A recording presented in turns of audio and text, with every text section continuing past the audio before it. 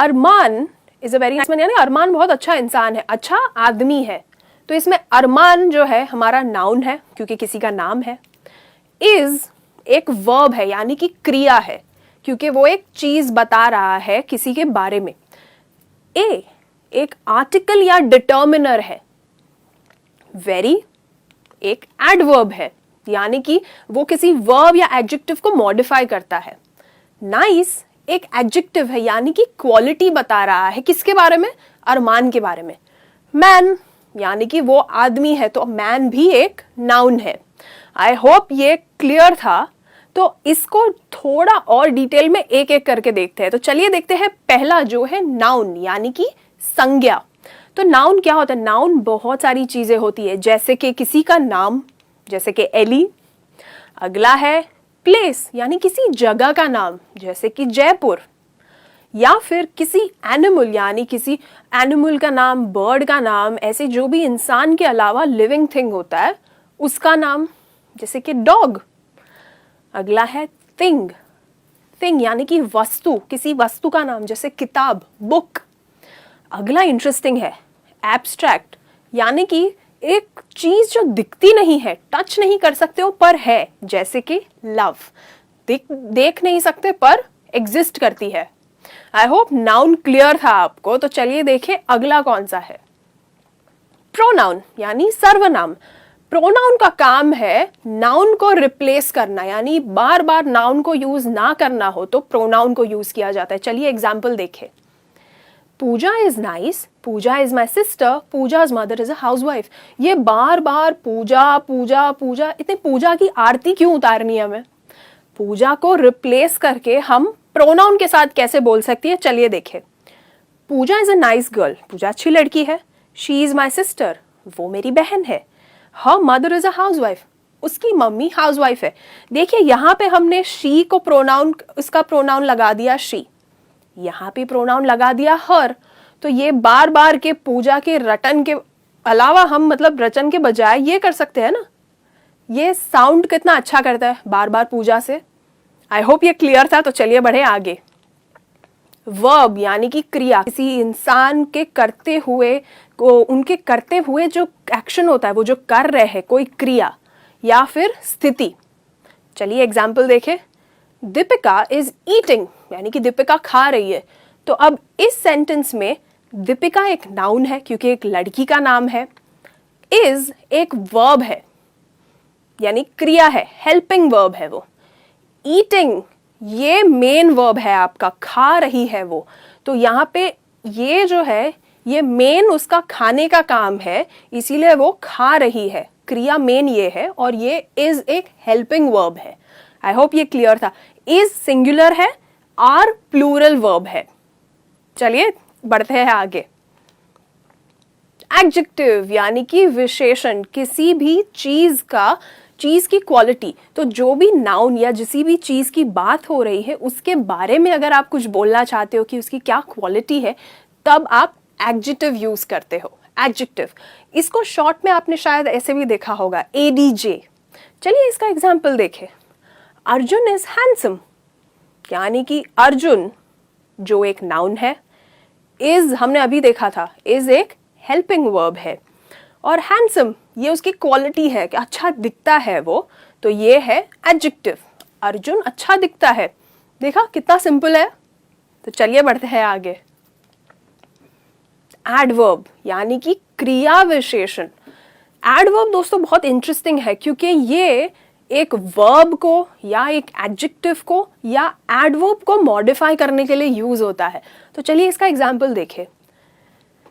ये तो सब जानते हैं, Priyanka Chopra. She is an extremely beautiful girl यानी कि वो बहुत सुंदर है। कई लोग कहते हैं बहुत सुंदर है। तो इसके पार्ट्स देखिए। चलो, शी एक प्रोनाउन है। वैसे दोस्तों आपको बता दूं, इसके पहले अपना सेंटेंस होना चाहिए कि दिस इज प्रियंका चोपड़ा। तो आपने जब, और यहाँ पे मुझे बोलने की जरूरत नहीं पड़ी क्योंकि मैंने आपको फोटो दिखा दिया और आपको पता है कि ये प्रियंका चोपड़ा है। तो हमने सीधा प्रोनाउन यूज किया है शी। फिर है इज जो हमारा हेल्पिंग वर्ब है। नेक्स्ट है एन जो एक आर्टिकल है, जो हम थोड़ी देर में, ये हमने सुना है पर थोड़ी देर में अच्छे से देखेंगे क्या है। एक्सट्रीमली ये हमारा एडवर्ब है, क्योंकि ये मॉडिफाई कर रहा है इस एडजेक्टिव को। सुंदर है, पर कितनी सुंदर है? बहुत सुंदर है, बहुत सुंदर है, अति सुंदर है। तो ये जो बहुत लगा दिया है ये एडवर्ब है, क्योंकि इसने आपके एडजेक्टिव को मॉडिफाई कर दिया है। सिर्फ ब्यूटीफुल नहीं कहा, एक्सट्रीमली। और गर्ल एक नाउन है। देखा, तो ये एक्सट्रीमली ब्यूटीफुल गर्ल हमने एडजेक्टिव को मॉडिफाई कर दिया है। ऐसे ही सेंटेंस में आप या वर्ब को मॉडिफाई करने के लिए एडवर्ब लगा सकते हो, या एडवर्ब को मॉडिफाई करने के लिए लगा सकते हो। कई चीजों के लिए एडवर्ब मॉडिफाई करने के लिए यूज होता है। आई होप ये क्लियर था। तो चलिए बढ़ते हैं आगे। प्रेपोजिशन, जिसका मतलब है संबंध सूचक अव्यय, इसको शॉर्ट में ऐसे भी लिखा जाता है। तो कहीं आपने देखा हो तो इसको प्रेपोजिशन इसका मतलब है, ये आपको अब समझ आ गया है। तो प्रेपोजिशन क्या करता है? एक नाउन को, यानी जिस भी चीज की बात हो रही हो उसको एक दूसरे वर्ड के साथ लिंक करता है। तो ये देखिए, ये कुछ एग्जाम्पल्स है प्रेपोजिशन के। बहुत सारे प्रेपोजिशंस है, पर इनमें से ये फ्रीक्वेंटली यूज होते हैं। To, at, after, on, but, ये बहुत यूज होते हैं। तो इनका काम है एक सब्जेक्ट को दूसरे, एक नाउन को एक दूसरे वर्ड के साथ जोड़ना। चलिए इसका एग्जाम्पल देखिए। I want him to cook delicious food for me, यानी मैं चाहती हूँ मेरे लिए वो बहुत बहुत स्वादिष्ट खाना बनाए। तो चलिए देखिए, आई एक प्रोनाउन है, want एक वर्ब है क्योंकि मैं चाहती हूँ, क्रिया है ये। हिम भी एक प्रोनाउन है, अगला है टू, ये इसकी बात हो रही है दोस्तों, टू। कुक, ये कुक जो वर्ब है, इस प्रोनाउन ने इस वर्ब को मिला दिया है, लिंक कर दिया है। मैं चाहती हूँ कि वो मेरे लिए खाना बनाए, तो मैं चाहती हूँ कि वो कुक करे मेरे लिए, तो ये की के लिए है टू। आई होप ये क्लियर था। चलिए आगे देखिए। डिलिशियस एडजेक्टिव यानी क्वालिटी, कैसा खाना बनाए? बहुत स्वादिष्ट खाना बनाए। फूड एक नाउन है, फॉर एक प्रेपोजिशन है, और मी एक प्रोनाउन है।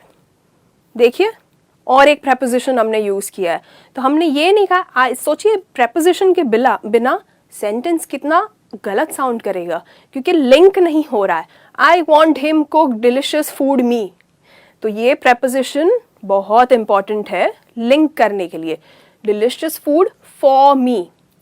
आई होप ये क्लियर था। तो चलिए बढ़ते हैं आगे।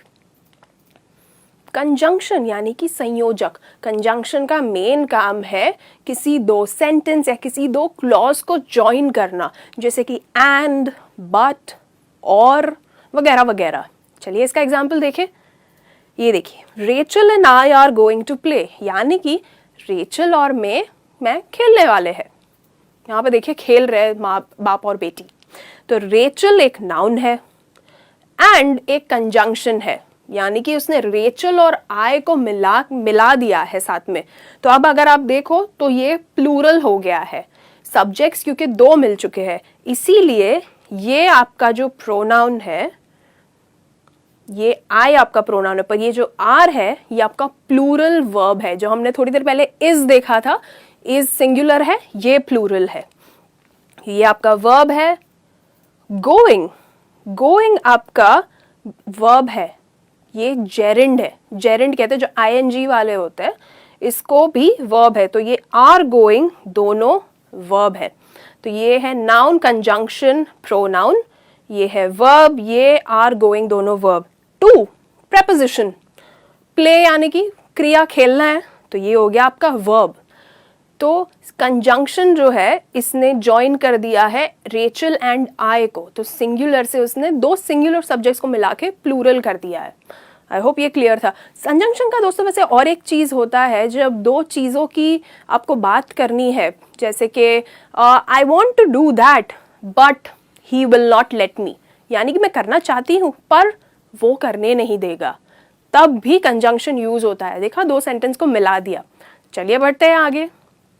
इंटरजेक्शन यानी कि विस्मयादि बोधक अव्यय। इंटरजेक्शन बहुत बहुत मस्त है, क्योंकि ये आपको बता रहा है फीलिंग, आपकी कोई स्ट्रॉन्ग इंटेंस फीलिंग होती है ना, तो बोलते वक्त तो आपके देखो आवाज में एक बढ़ाव आ जाता है, आपके जेस्चर्स इंप्रूव हो जाते हैं, पर लिखने में कैसे पता चले सामने वाले को कि आप वो इमोशन फील कर रहे हो। खुश हो, दुखी हो, गुस्सा हो, ये सब आप इंटरजेक्शन के द्वारा समझाते हैं। मैं आपको एग्जाम्पल बताती हूँ। Wow, you are fantastic. तो जब आप इंटरजेक्शन यूज करते हो तब आप एक्सक्लेमेशन पॉइंट यूज करते हो। ये जो है ये आपका एक्सक्लेमेशन पॉइंट है। वाओ, तो ये आपका हो गया इंटरजेक्शन। यू है आपका pronoun. Are helping verb, fantastic adjective. तो अब ये क्योंकि आपने किसी की तारीफ कर रहे हो तो सिर्फ यू आर फैंटास्टिक कहोगे तो कितना सिंपल लगेगा। वाओ कह के आप सामने वाले को बता रहे हो, ओ माय गॉड मुझे अच्छा लगा, मैं इम्प्रेस्ड हूँ। अगर ये ही आपको कोई सैड चीज हो तो आप ओ एच कह के भी, ऐसे कह के आपकी सैडनेस बता सकते हो, ओ और फिर आई एम सॉरी। तो आई होप अब तक के सारे टॉपिक्स क्लियर थे। तो चलिए बढ़ते हैं आगे और देखते हैं कौन सा है। डिटर्मिनर यानी निर्धारक, ये बताता है कि आपका नाउन कितना है या डिटरमाइन करता है या लिमिट करता है, सीमित करता है आपके एक नाउन को। तो डिटर्मिनर में हम यूज करते हैं काफी सारी चीजें, पर उनमें से एक आर्टिकल्स भी होते जो है ए, एन और द। ये 3 आर्टिकल्स के अलावा भी दूसरी चीजें होती है जो डिटर्मिनर में आती है। पहले हम इनकी बात करते हैं। तो इसका एग्जाम्पल देखते हैं। A man knows the value of money, यानी कि एक आदमी जानता है पैसे की कीमत। आई थिंक अब तक हमने काफी सारी टॉपिक्स कवर की है, तो आपको समझ तो आ गया होगा कि इसमें से कौन सी चीज क्या है। तो चलिए बोलिए, ए क्या होगा? आर्टिकल या डिटर्मिनर। तो एक इनडेफिनिट आर्टिकल, यानी कि आप बता रहे हो ये ए एन, ये इनडेफिनिट है क्योंकि ये किसी भी इंसान, किसी पर्टिकुलर इंसान नहीं, किसी भी जनरली आदमी के बारे में बात हो रही है। ये द है, एक पर्टिकुलर पर्सन के बारे में बात हो रही है, जैसे कि द मैन, यानी कि वो जो आदमी है उधर खड़ा है उसकी बात हो रही है। तो इस सेंटेंस में हमने ए यूज किया जो है एक आदमी। मैन हो गया आपका नाउन। नोज क्या होगा? यानी जानता है। नोज है वर्ब। A man knows. द हो गया आपका इनडेफिनिट आर्टिकल। वैल्यू, वैल्यू क्या होगा? वैल्यू है नाउन, क्योंकि ये भी आप देख नहीं सकते हो। एकदम ना शुरुआत में देखा था एब्स्ट्रैक्ट नाउन, बस ये भी वैसा है। वैल्यू यानी कीमत, ये नाउन है। अब देखिए ऑफ आपका प्रेपोजिशन है, यानी कि इसने वैल्यू को मनी से लिंक किया है, पैसे को कीमत से। अब मनी है नाउन यानी पैसा। तो एक सेंटेंस में देखिए कितने सारे अलग अलग चीज है और सही से यूज करने से सेंटेंस एक साथ है। A man knows the value of money.